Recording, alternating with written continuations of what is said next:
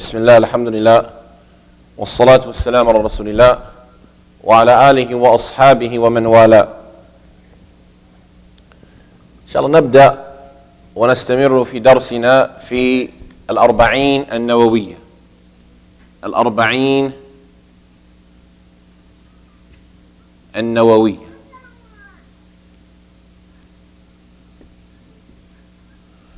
And we started last week with al-hadith al-awwal, the first hadith,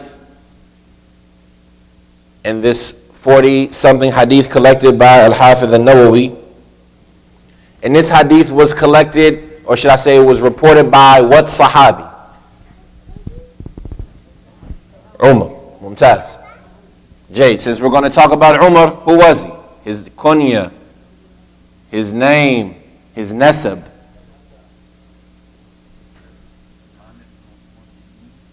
Amir al-Mu'minin, na'am. Abu Hafs.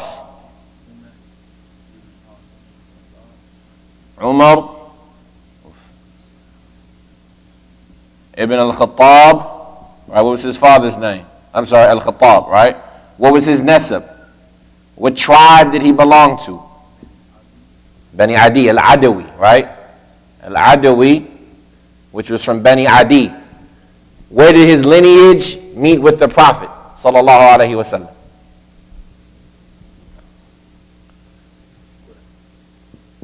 Adi's father was Ka'b, right? That's where his lineage met the Prophet.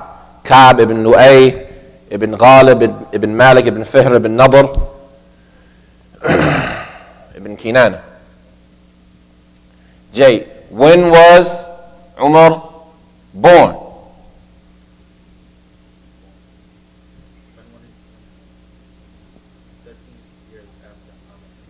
Thirteen years after Am al-Fil.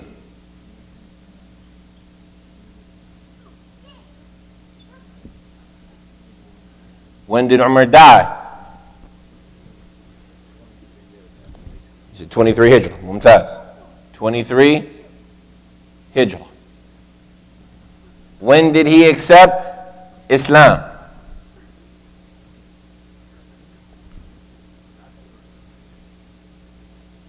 Ba'd al-Hijrah? Ba'd al-Hijrah, they made Hijrah to Medina. Then Umar accepted Islam? He accepted Islam قبل الهجرة. قبل 5 سنين, before Hijrah. He accepted Islam 5 years before al-Hijrah, or 8 years after prophethood. It's the same thing. بعد البعثة.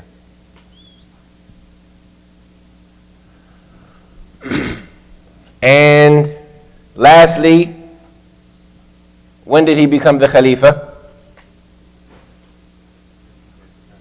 Right, he became the Khalifa 13 years after Hijrah. So this is Umar ibn al-Khattab ibn Nufayl al-Adawi. He was born 13 years after the year of the elephant, i.e. after the Prophet sallallahu alaihi wasallam. He died 23 years after Hijrah. He was 63 when he died.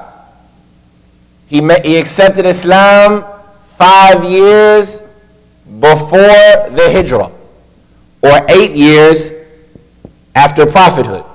So if he was 13 years younger than the Prophet, in 8 he would have been what? 13, 40, 30, 27, and 8 would be 35, right? No. The Prophet was 40, plus 8 would be 48. 48 minus 13 would be, 35. He was 35 when he accepted Islam. He became the Khalifa in year 13. 13 years after the Hijrah of the Prophet sallallahu alaihi wasallam. Jay, فهذا عمر. Umar radiyallahu anhu, he said, سمعت من رسول الله سمعت رسول الله صلى الله عليه وسلم يقول. I heard the Prophet saying what? What did Umar hear the Prophet saying? تفضل. إنما الأعمال بالنيات Mumtaz.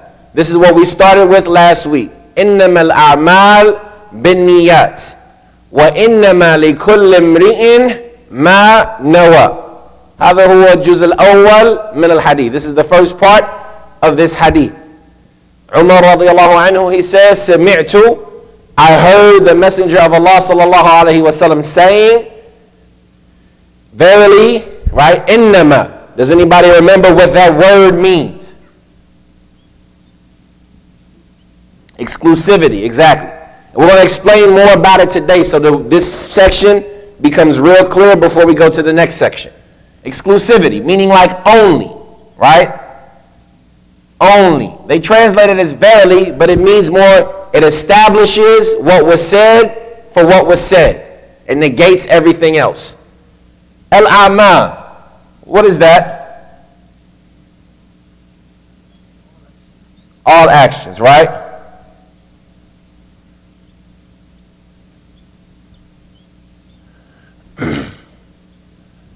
Binniyat. What does that mean? So what is this words exactly though? I mean, what is these? Because this is the point why we go over these separate words, so you can familiarize yourself with these words. And when you might hear them again in other hadith, or you might see them again in other places, and to know these words, even if you don't, speak Arabic, it will facilitate you in learning Arabic, one step at a time. So we said binniyat specifically meant what? No. Binniyat means by intentions.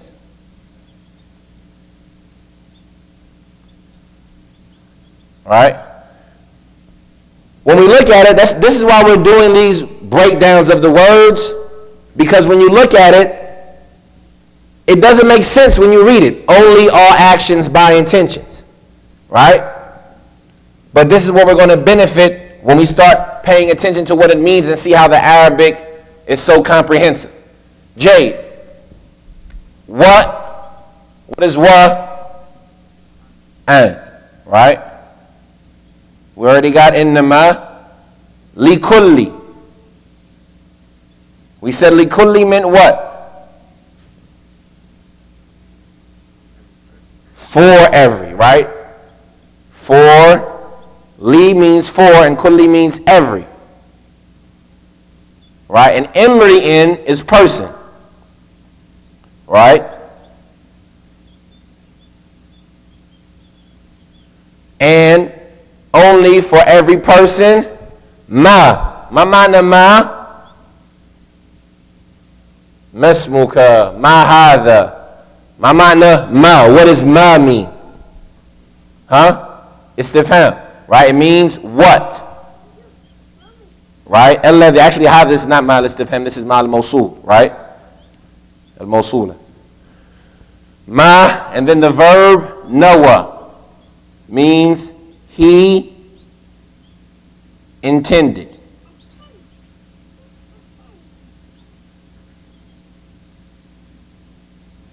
Terrible handwriting. Jade. We go over each of the words so that you can, when memorizing it, not just memorize foreign sounds, but you can put a meaning to some of these words. So, innama al-amal binniyat, right? Only all actions by intentions. When you translate it, you would translate it as all actions are only by intentions, right? Innama al-amal binniyat. All actions are only by intention. وَإِنَّمَا لِكُلِّ امْرِئٍ.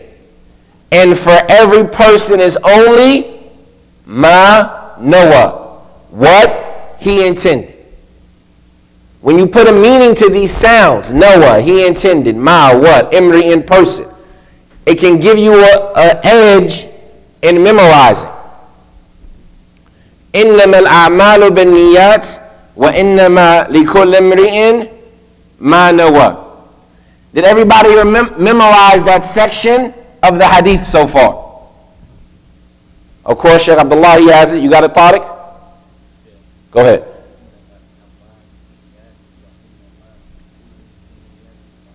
Mumtaz.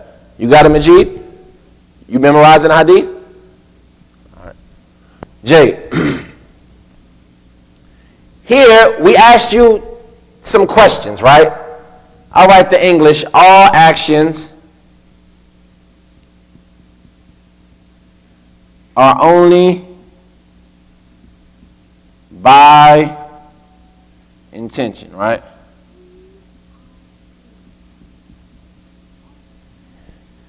And every person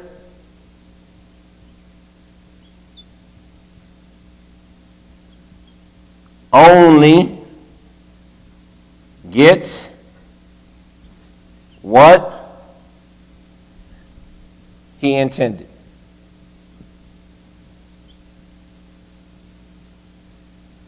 Jade, we asked you all to think about this statement.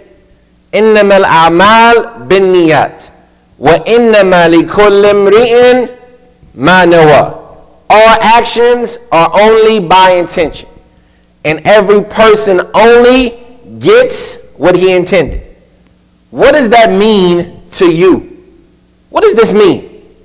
Right, this is the translation of a hadith. This is the translation of something we base our life on. So what does it mean?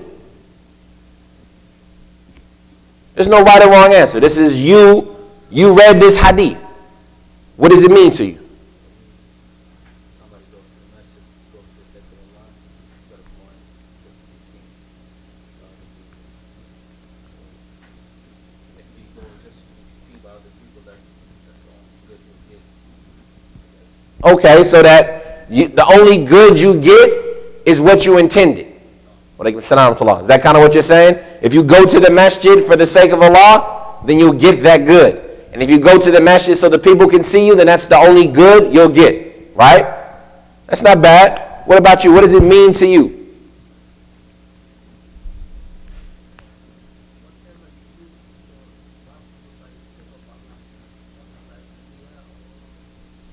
Mumtaz, whatever you do, you have to do for the sake of Allah and not for riyah or showing off. Right? So we got the only reward you get is what you intend. It's based off what you intended, right?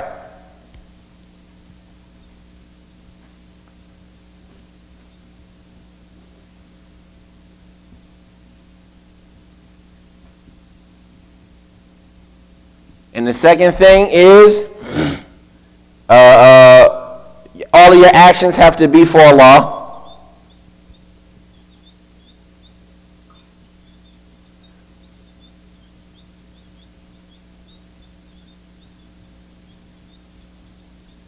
Allah only will say. Okay? Jay Tariq, the only reward you get is based off of what you intended, right? Reward. Right? We all know what I said, right? Or what you said. What part of the hadith do you get that from? Where does this hadith prove that? If I was to say, you telling me that if I go to the masjid, the only reward I'm going to get is based off of my intention. Where is that at? In this hadith, where does this show me that? Mumtaz, every person only gets what he intended. You told me that all of my actions have to be for Allah. Where does this hadith show me at?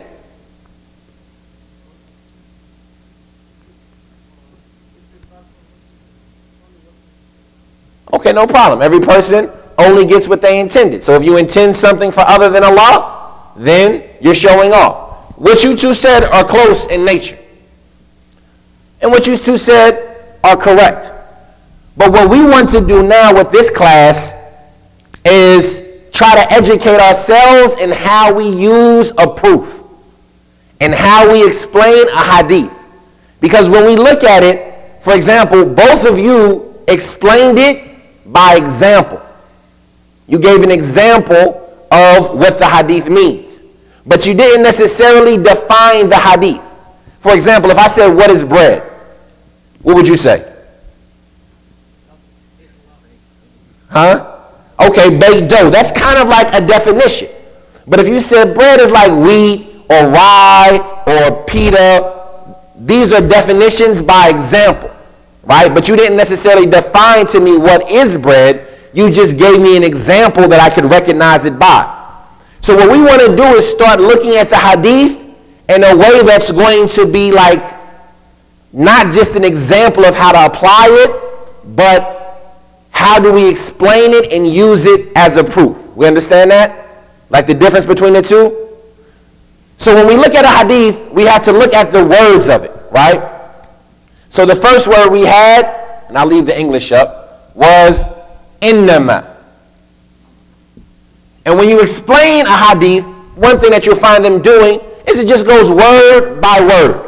You take it word by word, explain it, then you put it together, and then you start bringing examples and supportive proof to emphasize that point. So we said innama, we translated in here as only. But what does innama really do? We said that when you use innama in Arabic, it gives the benefit of hasr, or exclusivity.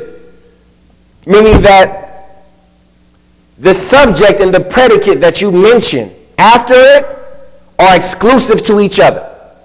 Meaning that subject that you mention after it is only what that predicate is. What do we mean by this? This is all grammar now, right? If I said about the Prophet, innama huwa bashar, he is innama, right, huwa bashar. Do we understand the word bashar? Innama huwa rajul. We know the word rajul, or a man, right? I'm saying that the Prophet is only a man. So when you say innama, I can say an-nabi rajul. The Prophet is a man, right? But when you say innama, it means that the Prophet is only a man, right? And there's a difference between the two. For example, where are you from? Bosnia. I say Tariq is Bosnian, right? Is that the only thing you are? Right? You also probably have American passport now, right? So Tariq is more than just Bosnian, right? He has other nationalities with him. But if I say innama Tariq Bosni, verily Tariq is only a Bosnian, that means you have nothing else, right? And this only is subjective. It changes based on the context. Some things are only in every aspect. Like when we say, another example of this is, even though it doesn't use the word innama, is Surah Al-Fatiha. We talk about it all the time. The statement, Iyaka na'bud, right? Those two words, they mean what? You, we worship. The kuffar of Quraysh, did they worship Allah? Yes, they worshipped Allah. So, was this statement, if we were to translate it as you, we worship, true about the kuffar? Did the kuffar used to worship Allah? We say yes. But when we read the translation, for example, we see this ayah being translated as you alone we worship. We worship you and nobody else. But the word alone isn't in there. It's because in this context, we put the predicate first, right? Or the object came before the verb. And that does the same thing that innama does, right? So when Allah says, innama ilahukum ilahun wahid, verily your Lord is only, or your God is only one God. He's not two, he's not three, right? So when we say here, actions are by intention, right? Al-a'malu bin niyat, that can mean they're by intentions and something else. But when we say innama, that means that actions are only by intention. Right? So that's what we mean when we say exclusivity. That it's only this. Who can give me an example of that in a sentence? Like innama.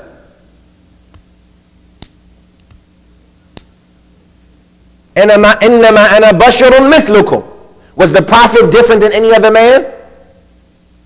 La. Innama ana basharun mithlukum. I'm a man just like you. He was different in the aspect that Allah assisted him and helped him. But in what he was he an angel? Did he have special, unique qualities of human being's nature? We say, no, he was a human being. Right? He ate, he drank, he married, he slept, right? The Prophet said, verily I'm a man just like you, right? So, anybody who wants to say that the Prophet was something other than that, we say no. The Prophet said, إِنَّمَا أَنَا بَشَرٌ مِثْلُكُمْ. Or Allah said, إِنَّمَا أَنَا بَشَرٌ مِثْلُكُمْ, talking about the Prophet, right? So the same thing about actions. If somebody tries to tell us that actions are something or by something else other than intention, and we're going to explain that statement. What do you mean by intention, right? But if somebody tries to tell us that actions are based on something else other than intentions, what will we say? This hadith says no, actions are only by intention. Right? So we understand exclusivity, right? When we talk about innama. What's the next word in the hadith? Al-a'mal. Right? All actions. Al-a'mal. Right? We said that al, the article of definite, right, means here all. But it's not necessary that al always means all. Al could mean like the one that you know about. They call it al-ma'hud. Right? Anyway, when we say all actions, or just let's take all out of it for a second. When we say actions, right, what kind of actions are we talking about? Or a better way to say it is, how many different types of actions are there? If you had to categorize actions, how many categories would you make them?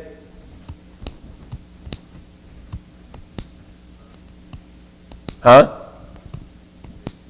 Okay, what are they? Okay. But even both of those can fall into a bigger category. That's true. Actions could be on the heart, they can be on the limbs, they can be on the tongue if you want to include the tongue in the limbs. But even those fall into a bigger category. Think about the actions you do. They're either going to be this or that.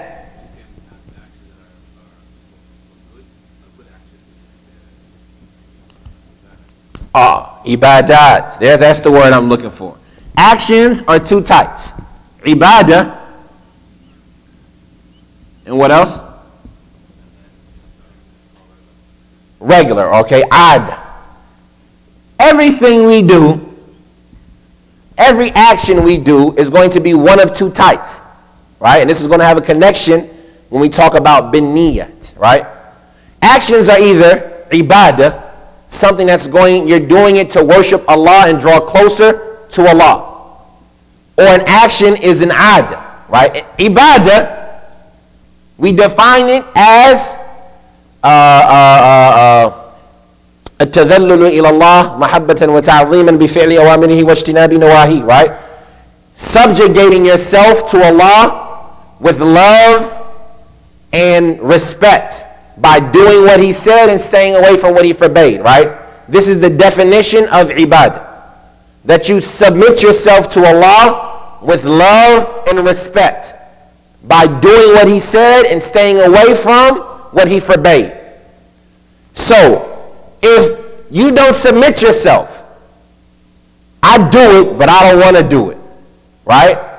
Are you doing ibadah? I pray, I don't want to pray, but I'm going to do it. You see what I'm saying? It's not complete. It's missing a condition, right? I'm only doing it because I have to. If I don't do it, I get a whooping, right? If I don't do it, I get in trouble. At-tazallul lillah. Mahabbatan wa ta'ziman. Right? If you do it, but it's not being done out of love and fear of Allah. You're just doing it because you see such and such doing it. You're not doing it because you love Allah to seek Allah's pleasure. You're not doing it because you're worried about Allah's punishment. But you're praying because, hey, everybody else is praying, I might as well pray too. Right? Is that kind of action ibadah? Right? That type of ibadah is deficient. At-tazallu, submitting to Allah with love and respect or fear by doing what He said and staying away from what He forbade. If you say, I'm going to break dance and this is how I'm going to worship Allah, are you doing ibadah? No, right? And this is because ibadah is two types. sahih wa batil. Ibadah can be correct or false, like unaccepted. What does ibadah need for it to be correct ibadah? Niyyah, okay. Sincerity to Allah, we'll say. Ikhlas. It's a better way to say it. Ikhlas. Right? It has to have sincerity for Allah. You have to do it, like you said earlier, for Allah's sake only. What else does ibadah need for it to be sahih? It has to be according to the Quran and the Sunnah, right? You call it al-mutaba'ah, right? Or muwafaqa. It has to be sincerely for Allah, and it has to be according to the book and the Sunnah. All of this is going to come back on us, right? All of this is going to come back, and it's going to make the hadith make a lot of sense. False ibadah, or ibadah that's not accepted, is some type of ibadah or any type of action that you're trying to draw closer to Allah with it, that's missing one of these conditions. So if I'm doing salah, but I'm not doing it sincerely for Allah, my type of ibadah is what? It's false ibadah. It's ibadatun batila, marduda, rejected. If I'm making salah, but I'm doing it my own way, and I'm not doing it according to the sunnah, then my ibadah is what? It's rejected. But if my ibadah is done for Allah's sake, and in accordance to the sunnah, then my ibadah is sahihah. It's accepted. This is the first type of action. Right? All actions, ibadat. Right? The things we do to draw closer to Allah. As far as adat, which is the second type of action, then an adah are things that people do normally. And the origin in them is not done to seek Allah's pleasure. For example, who makes salah? Muslims. This is an action that's specifically in its origin set up for you to seek Allah's pleasure. This is the origin of this action. This action has no other purpose. In its origin, it might have other benefits, but the origin of this action is for you to seek Allah's pleasure. Right? But eating, who eats? Everybody eats. Eating is not specific to this group or that group. And the origin in eating is not necessarily to seek Allah's pleasure. Right? And we're going to talk more about this. But we say al-adat ma ya'taduhu al-insan ما يعتاد فعله الإنسان ويتكرر منه. That which the people do often and it's common from them. When we get married, right, we're getting married because of a natural need. When we eat, when we dress ourselves, when we, right, these type of things, cleaning our fingers, washing our bodies, all of these things are in origin just customs. Things that aren't originally done or specifically done to seek Allah's pleasure. Salat, the only reason you make salat is to make Allah happy. But when we eat, it's not the origin that people are looking to make Allah happy. Right? It's not something that's only done for that purpose. That's kind of the difference between an adah and ibadah. Do we understand the difference? So, let's take some examples. Taking a bath, is it worship or ibadah? Is it worship or custom? I'm saying which one is it in its origin. We're going to talk about what it can be. It's a custom in its origin. Right? But what about wudu? It's ibadah, right? What about cutting your hair? Is it worship or custom? Custom, right? What about cutting your hair while making hajj? It's worship now. You see? It changes based on certain situations. So we understand the different types of actions. Actions are either ibadat, things that we're doing to get closer to Allah, or they're customs, things that aren't necessarily done to get closer to Allah. things that are just quote unquote normal. Ibadah can be either correct or incorrect. Correct ibadah is that which has sincerity for Allah and confirmation to the sunnah. Incorrect ibadah is that which is missing any of those things. Everybody understand that? Like I said, this is going to come back to us right now when we look at the statement bin niyat, right? By intentions. What does that mean, by intentions? First of all, how many of you know what a complete sentence is? And I don't mean to sound like condescending, but it's important, right? What is a complete sentence? What does it have to have? You have to restate it? No. I see what you're saying. Like a complete sentence answers the question, right? When we say, like if I say, I went to the store yesterday and it's an incomplete sentence, right? What if I say I went to the store yesterday? Now it's complete. Walaikum salam. Now it's complete. What if I said, I went to the store, bought groceries? Is that a complete or incomplete sentence? I went to the store, bought groceries. It's incomplete. It's missing something. You see what I'm saying? I went to the store to buy groceries. I went to the store and bought groceries. I went to the store and didn't buy groceries, right? I went to the store and forgot to buy groceries. Those things change what that sentence means. I went to the store to buy groceries. What am I saying? I went to the store to buy groceries, right? But what if I say the missing word is I went to the store and forgot to buy groceries? Is that the same sentence as what you said? I went to the store and didn't buy groceries, right? I went to the store and stole groceries. Is it the same thing? That missing word can change our understanding of that sentence. The Arabs have a custom. They don't say everything they're thinking. When they talk, they leave out words. Example, one that we all know. La ilaha illallah. What does that mean? There's no deity worthy of worship except Allah. La means what? No. Ilah means what? God. Illah means what? Except Allah means is Allah, right? No God except Allah. Is that what that statement means? Right? Because there are other gods besides Allah. Right? The word ilah means things taken for worship. Instead, there's a missing word, haqq.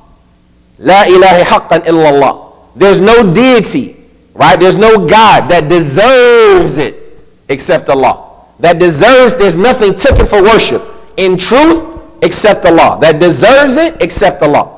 But the Arab, they didn't say that. It was just understood. We understand that when we say La ilaha illallah, it means that there's no God worthy of worship except Allah. So the Arab have this way about it. So I'm about to ask you a question. All actions are by intention. Does that make sense to you all? Remember, not based on your understanding, but based on what the hadith is saying. إِنَّمَا الْأَعْمَالِ بِالنِّيَّاتِ. Actions are only by intention. Is that a complete thought? No, even in Arabic it's not. I'm asking you in English. Let's leave Arabic, right? No, we don't know Arabic, right? Actions are only by intention. Is that actions are only by intention? What are you asking yourself? What's the question that you're asking yourself if I tell you that? Actions are only by intention. Huh? Yeah, actions are only by intention. We know that to be true. But what are we missing? Only what by intention? Yeah, you see? Now you added a word now. Rewarded. Actions are only what by intention? Right? When we say إِنَّمَا الْأَعْمَالُ بِالنِّيَّاتِ, we're missing the khabar. Al-khabar mahdhuf. The predicate is missing. Actions are only what by intention? He says rewarded. What else does somebody think that the missing word is? Actions are only rewarded by intention. What else could it be? Actions are only what by intention?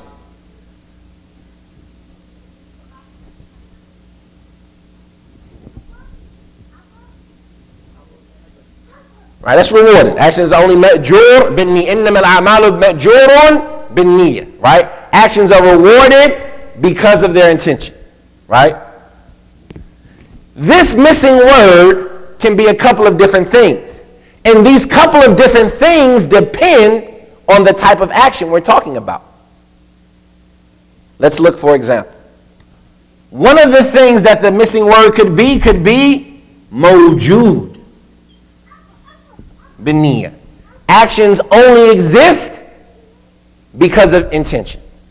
Show me an action that you didn't intend to do. Show me an action that you did that you didn't intend to do. Huh? Right, these aren't your actions. That's why I said, an action that you tried to do that you didn't have an intention for. Right? Because actions, when we talk about them, you got ikhtiyari, actions that you do by choice, right? And then actions that you're forced to do, and then actions that they call tabi'i, right? But this is not correct. These are actions that Allah created your body upon doing them, right? So for example, your eyes beating, like your heart beating. Right? You have no control over this. If you tried to stop your heart from beating, could you do it? Right? This is something you're being forced to do. Allah is making you do this. He made your body in this way. Right? But raising your hand, you have control over that. And all of these actions are actions, they only exist because of intentions. إِنَّمَا الْأَعْمَالُ مَوْجُودٌ بِالنِّيَّةِ. Your actions only exist, they only come into existence. You only do them based on intentions. And this is important when we think about it. That's why some of the Salaf, they used to say, if Allah had wanted us or had commanded us to do an action without an intention, then He would have gave us the job of doing something that we can't. لو كلفنا الله أعمال بلا نية لكلفنا ما لا نطيق. If Allah told us to do actions without intentions, He would have told us to do something that we can't do. So the benefit, if this is the definition, is that every action has an intention. So pay attention to the intentions of your actions. You just scratched your beard, right? What are you scratching your beard for? Huh? You had a reason for doing it, right? You're sitting like that. Why are you sitting like that? Right? Why are you doing it though? You didn't have to sit like that. Your action had an intention. Why are you sitting like that? Huh? No, that's what it is, but why are you doing it? He's not sitting like that. Why are you sitting like that? It's a simple answer. It's comfortable. Alright, well, then why are you sitting like that?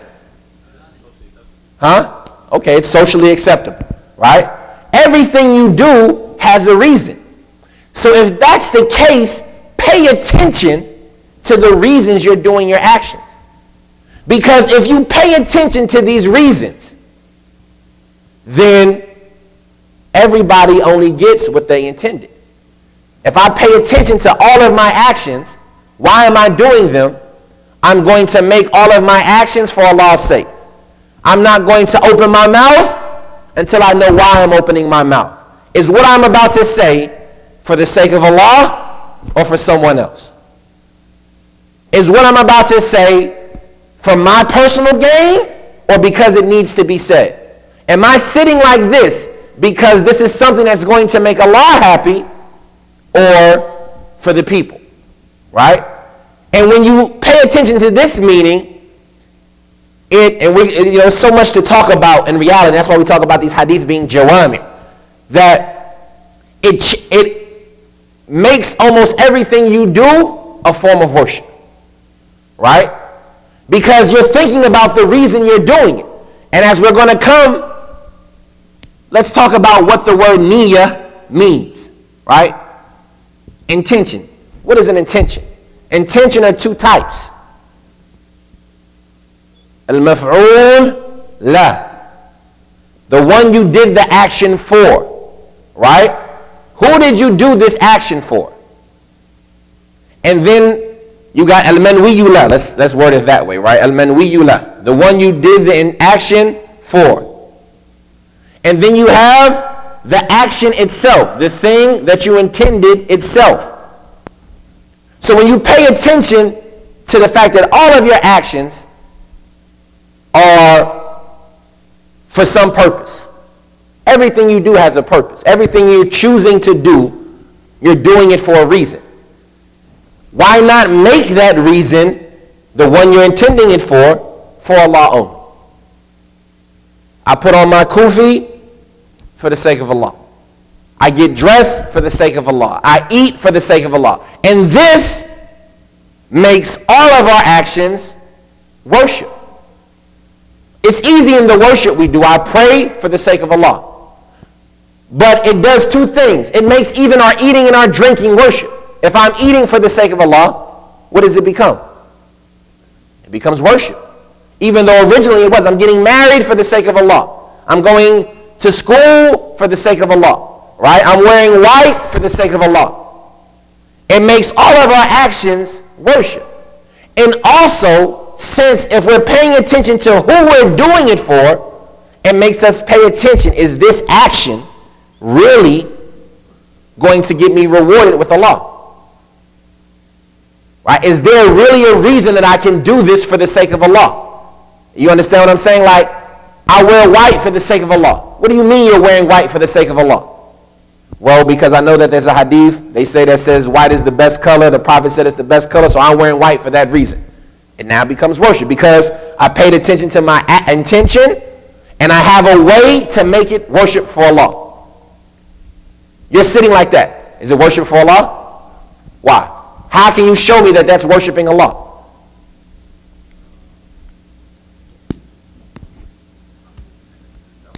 Huh? All right, you're in the dars. You're in the dars is worship of Allah. I said sitting like that. Huh? And this is what we like. It makes everything you think, well, you say, I want to sit this way because the Prophet forbade me for sitting with my, like Salim is sitting right now. Is he sitting on his right or his left? On his left, right? Hada julusun manhiyu anha. Sitting like that is haram. Right? The Prophet said that this is the way to the shaitan. Right? But, so if I say I'm sitting like this because it's not disobedience to Allah and it's comfortable to my body. Right? And Allah wants me to be, lenient on myself. And He wants me to be able to benefit in the dark. Now this action became worship. Because everything you do has an intention. But if I'm just sitting like this because, it's socially acceptable, then you've missed an opportunity to worship Allah. Huh? Okay. So is that for Allah or just because it's socially acceptable? Alright, so if there's a way to legitimately make it, right? If it's a way to legitimately make it for Allah, and you're going to have an intention anyway, then make that intention for Allah. Now this doesn't mean that somebody says I'm smoking a cigarette, right? There's no way to make this action for Allah, because this is disobedience, right? You can't do that action for the sake of Allah. But if there's and when we talk about worship, it has to be done according to what? The sunnah. So you can't just do it any way you want. If it's going to be for the sake of Allah, it has to be in accordance with what the sunnah came with. So it makes you pay attention to what is the sunnah regarding this issue. How did the Salaf used to sit when they go to the dars? Right? Did they sit like that? Did they sit on their knees? Did they put their hand behind their back? And it makes you pay attention to all of your actions, because every action is coming because of its niyyah. Another thing that this statement could mean is that إِنَّمَا الْأَعْمَالِ مُعْتَبِرَةٌ بِالنِّيَّاتِ. Actions are only considered because of their intention. Actions are only considered because of their intention. Meaning that if you do an action that doesn't have an intention, your action won't even be considered with Allah. Therefore, does that mean all actions? Huh? No, it doesn't mean all actions in this understanding. It only means actions of worship. Actions of worship are only considered when they have an intention.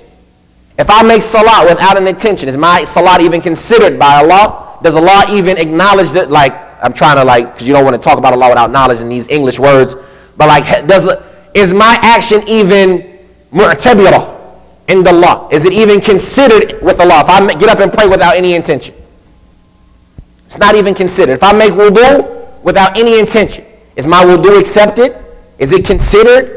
We say la, because acts of worship are only considered when they have an intention. Acts of worship are only considered when they have an intention. Fadl.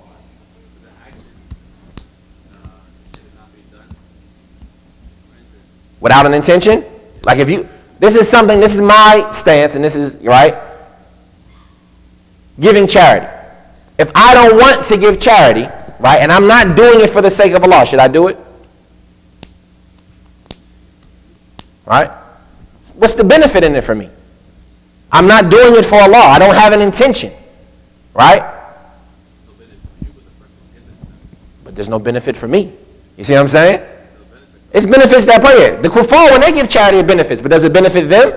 وَمَا مَنَعَهُمْ أَن تُقْبَلَ نَفَقَاتُهُم. Right? And nothing stopped them from having their nafaqat, their spending accepted, except that they disbelieved in Allah. It's always going to benefit the person you spend with. But if I'm not doing it, and only thing that it's going to bring inside of me, right? If I'm not doing it for Allah, then why am I doing it?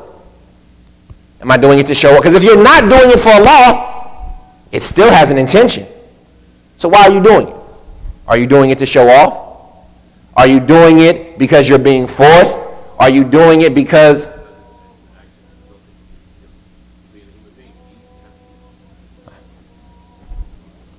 Allahu Akbar, Allahu Akbar.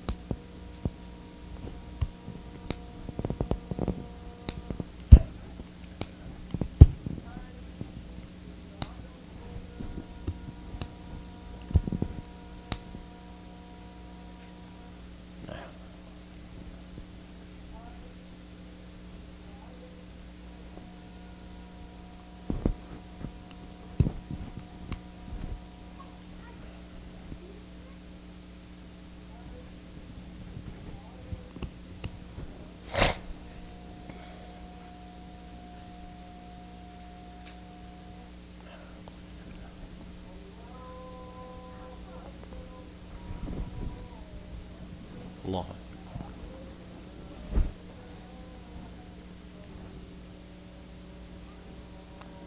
La ilaha illallah wahdahu la sharika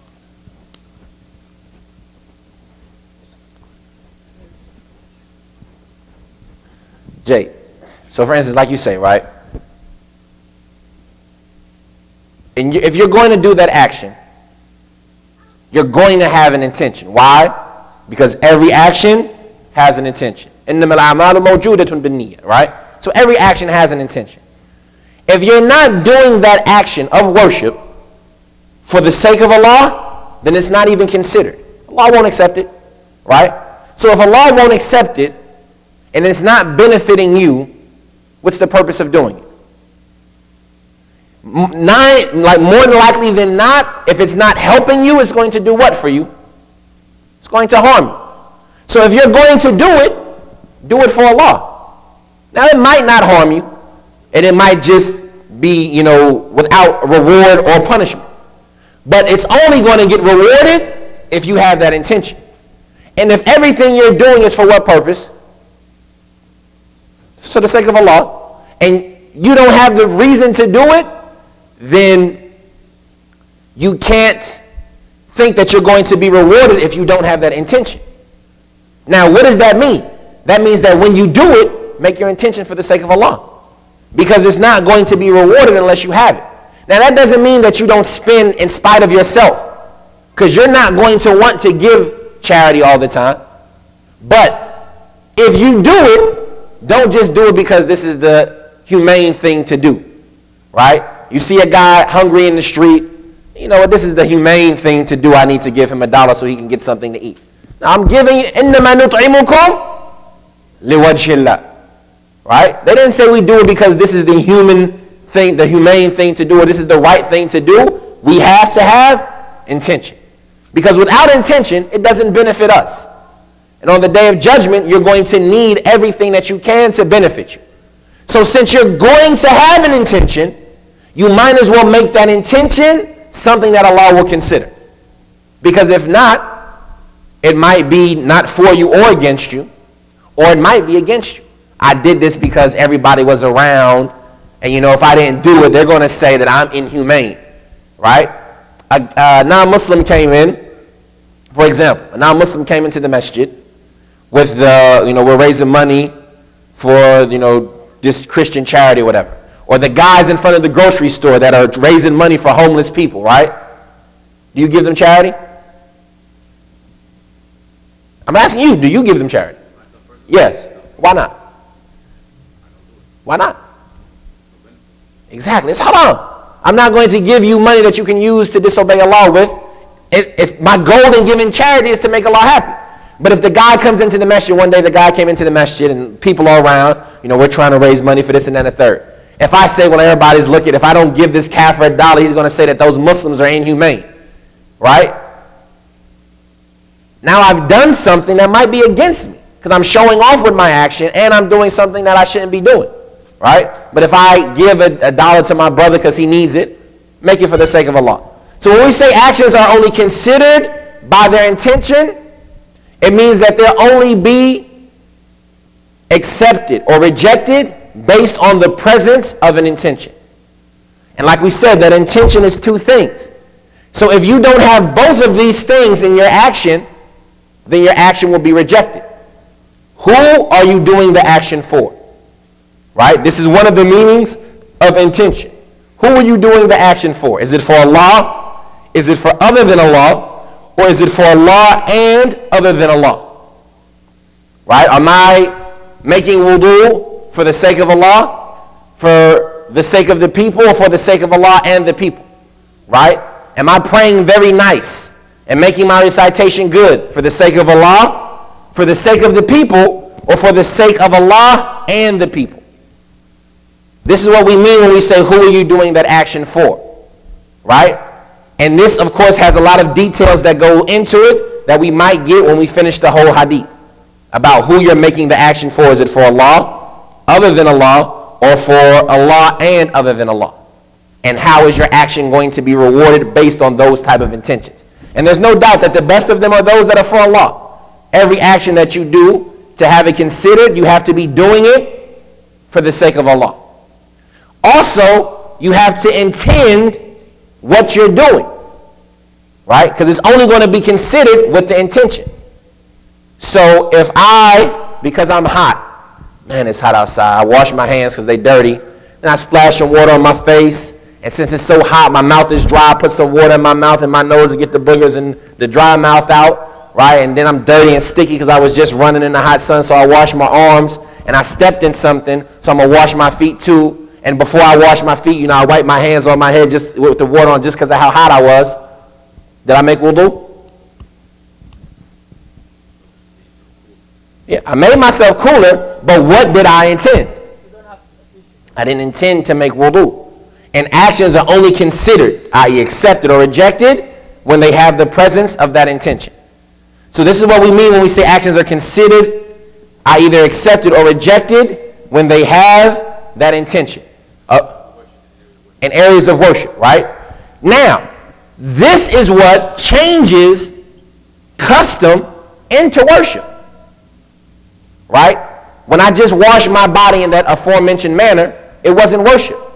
But when I do it for the sake of Allah, it becomes worship. Getting married, it's not worship. Right? But when I do it according to what Allah said, and for the sake of Allah, and the way Allah said to do it, it becomes worship. You see what I'm saying? Like we said, cutting my hair isn't worship.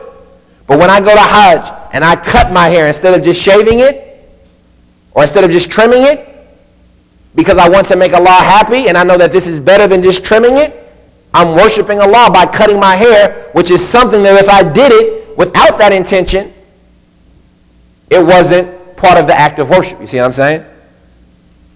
So all of these things are important when we consider our intention. Basically, all of our actions have intentions.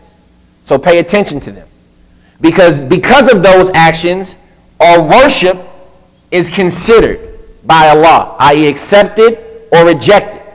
Likewise, the third possible meaning of actions are by intention is rewarded, like you all said, by intention. So if all of my actions have an intention, and this intention is the only thing that's going to get my action considered with Allah, right? I accept it by Allah. That intention likewise is what's going to get me that reward from Allah. But this statement, actions are rewarded by Allah, more likely is understood by the second line in the sentence, and everybody gets what they intend. I.e., everybody gets the reward for what they intend. Because this statement, some people say it's the same as the first statement. Every actions are by intention and everybody gets what they intend. But they're different statements. So in summarizing it, when we talk about actions are by intention, we're saying that innamal a'mal mawjuda. Actions are brought into existence because of their intentions. And since this is the case, pay attention to the intention. And likewise, actions are only going to be accepted because of their intention. Or they could be rejected because of their intention. Right? So I need to know who I'm doing the action for and what is the action I'm doing. I need to intend that. And likewise, my reward is going to be based on my intention. Right? And what do we mean by that? Did Abu Bakr pray a different salat than you? He must have fasted a different fast than you fast though, huh? What made his salat and his fasting better than your salat and your fasting? Or my salat and my fasting? Did he do it in a special way? A certain amount of takbirat that gets you extra reward? What did he do to make his salat better than your salat? His intention. What aspect of the intention? He intended to pray dhuhr just like you intended to pray dhuhr. Right? What he intended. But what aspect of the intention made his salat better?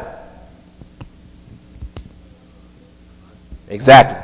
The one he was doing it for. His sincerity. His intention with the first of the two meanings. The one he was doing the action for was more than it is for us. Right? This is how Abu Bakr surpassed us. Because of his devotion and his ikhlas with Allah. So when we understand that our actions are considered by their intention, it doesn't mean just accepted or rejected. It means the value of the action. Is it an okay action? Is it a perfect action? Is it a subpar action? All of this is also in connection to the intention. Likewise, since this is the value of the action being based on intention, the status of the reward will be based on it as well. So this is what we mean when we say actions are by intention. They exist by their intentions, because of their intentions. And they're considered, i.e. accepted or rejected. And likewise the value of them, whether it's high or low, because of their intentions. And likewise they're rewarded based on their intentions. All of this from just the statement, actions are by intention. And all of these three things have, varying meanings and applications. Lastly, when we say in every person only gets what they intended. وَإِنَّمَا لِكُلِّ امْرِئٍ مَا نَوَى. What does that mean? If we say you only get what you intended, with the first definition, actions are brought into existence by intention, that means that the action that you intended is what's going to occur. Right? Because you're only going to get what you intended. And it could also mean, i.e. the reward is going to be based on what you intended. So if you intended good, you'll get good for it. And if you intended bad, you'll get bad for it. So this second sentence can have this meaning, that everybody only gets what they intend, i.e. they only get the reward based on what they intended. And it can also mean that the thing that you do is only what you intended. So for example, I come into the masjid, I make wudu, and I pray 2 rak'at. What is that 2 rak'at for? Tahiyyat al-masjid, that's what it's for you. What was that 2 rak'at for? Huh? The exercise is, then you're right. If it's exercise for you, that's what it was for you, and that's what I'm going to do, right? After wudu, that's what it was for you, then that's what it's for. But what about if you said it's 2 rak'at for wudu and tahiyyat al-masjid at the same time? Exactly. If you do what? If you make an intention. You see what I'm saying? So this is why you only get what you intended. If I only made wudu to cool off, right, and I didn't make the intention that this is the, like, and this is something that's tricky, right, because this is why you find certain scholars disagreeing. So they say if you made the intention to make wudu for dhuhr, can you use that same wudu for asr, or something like that? And this all goes into fiqh, and as you learn more, you'll see how this applies. And even though that statement, that you can only use it for this action or that action, is incorrect, they'll talk about why and how it differs. But the end result is everybody only gets what they intend, is that the action that you do that comes into existence is only what that intention was for. And the reward for it that you get, your portion of that action, is only your intention. The value that you get back from that action is only based on your intention. And i.e. also the correspondence to the sunnah. You got a question? Yes and no, you got a question? I think it's just yes.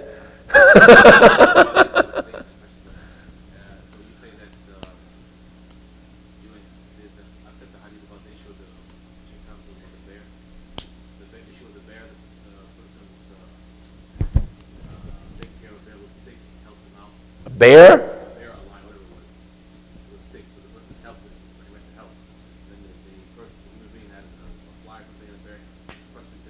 I have no idea. I've never. You heard us say it? You heard that? I didn't hear that. I wasn't there. Basically, the person took an animal. Right. So the animal wanted to repay the favor. Oh, I kind of remember. Yeah. This is not a. You said it's a what? It's just a story. Okay. Yeah. So when the bear had the intention to help the person, so he went to hit the fly, but he killed him because you're right.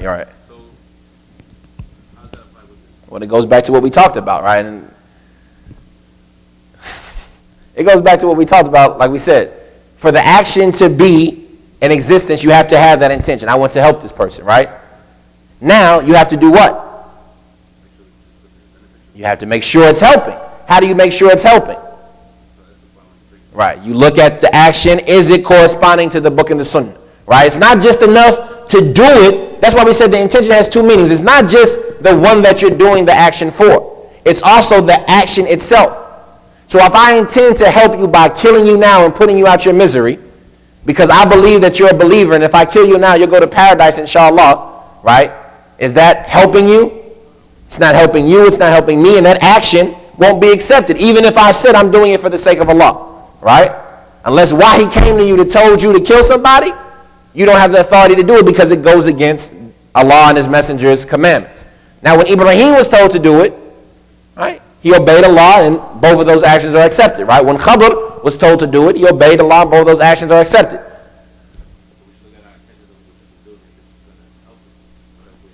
We have to have our intention of why we're doing it, right? Am I doing it for Allah or for other than Allah? And we have to have the intention of what am I doing, right? Is this action, if it's for Allah, for it to be for Allah, what does it have to do? It has to not just beneficial, it has to be what Allah said. If you don't like fish, right? You come home and your wife cooked you a big fish dinner. She said, I cooked it for you. And you've been with her for 12 years and she knows you don't like fish. What you going to say? Huh? You didn't cook it for me. But I wanted to make you happy. I got a big dinner made. I got like 15 different types of fish. I spent all day in the kitchen. Right? Why didn't she do it for you? It's not what you like.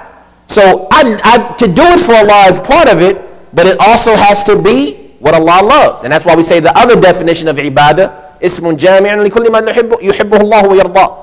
A noun for everything that Allah loves and is pleased with. So actions are by intention, are only by intention, i.e. they only come into existence accompanied by an intention. And they only get considered with Allah because of that intention. And consider, we mean accepted or rejected, and the value of the action itself is all based on that intention. And they're rewarded based on that intention. And intention can be the one you're doing the action for, and it can be the action itself. What are you intending itself? So it separates shirk from tawheed, and it separates ibadah from each other, and it separates custom from ibadah. And every person only gets what they intend, i.e. they only get rewarded.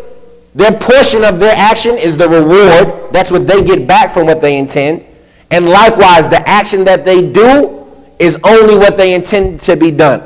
Lastly, one benefit of this statement, and everybody gets what they intend, and this is a very important statement, is that you're going to get what you intend. Not just that everybody only gets what they intend, but you're going to get what you intend. Right? If you intend with your actions to make Allah happy, and you do the actions that make Allah happy, what's that going to bring about? Allah's pleasure. Right? If you intend, right, your intention is to go to school to become a doctor, and you do what it takes to become a doctor, what's going to happen? Your intention, I want to go to school to become a doctor. And you do that action, what's going to happen? You're going to become a doctor. So therefore, all the people who say, I want to be a good Muslim, right? If they're not good Muslims, then one of two things are deficient. I want to pray on time. I want to be a righteous person. I want to be a student of knowledge. I want to be a scholar, right? We all have those intentions. If we're not those things, then something is missing. Either our intention is deficient, i.e. we don't really want to be, or the effort we're putting is not present. Because if you have the intention and the effort, you're going to get what you intended. Right? And that even applies to the kafir. Right? And this is a whole bunch of stuff that you can talk about behind that, but this is very important that when we say, I want to be righteous, I want to be a student of knowledge, I want to be a scholar, right? If you have that intention, and you have the ability to do so, if you're not, then that means you're falsifying something. Either you're falsifying your intention, or you're falsifying your ability. So if you have the intention, and none of us doubts the intention, then you got to put the effort with it. You have to get up, you have to go study, you have to go to class. Because if not, you don't really want to be. Because this is what it takes to be that. هذا وسبحانك اللهم وبحمدك أشهد أن لا إله إلا أنت أستغفرك وأتوب إليك. إنما الأعمال بالنيات وإنما لكل امرئ ما نوى. If there's any questions. So everybody understands all actions are only by intention. What we mean by only by intention? They only exist because of their intentions. And they're only considered with Allah because of their intentions. And they're only rewarded because of their intentions. And the only thing you get back from your action is based on your intention. وَإِنَّمَا لِكُلِّ امْرِئٍ مَا نَوَى. Right? You get back from your actions what you intended. And the action that you bring into existence is what you intended to bring about into existence. And like we say, it's important that we understand intention is two types. The one you're doing the action for, and what you're intending itself. And next week, we'll try to finish the hadith with going into the example that the Prophet set about this phrase. This phrase is the main phrase of the hadith, and the rest of the hadith is an explanation or an example. Like we said, the definition can be by defining it, or it can be by giving example. So the Prophet, he gives us an example of what this statement means, and we'll go over that next week. Abu Salim, did you memorize this phrase, this portion of the hadith? What is it? إنما